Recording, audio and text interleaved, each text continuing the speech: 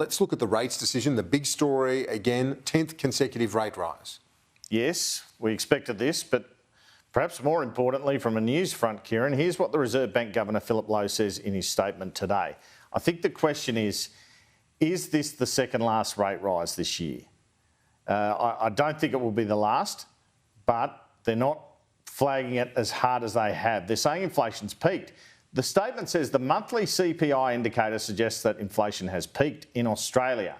The board expects that further tightening of monetary policy will be needed to ensure that inflation returns to target. Well, that's bad news, and that this period of high inflation is only temporary.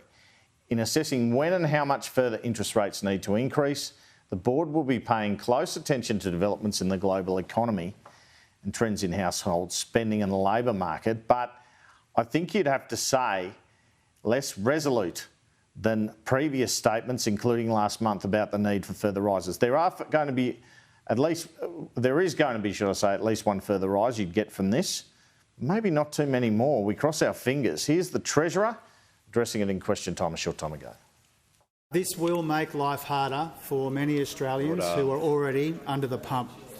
This was expected, it was flagged, the markets anticipated it, but it will still sting. Now, as the Reserve Bank Governor's statement says today, it makes clear we do expect that inflation has peaked, but it will be higher than we'd like for longer than we'd like.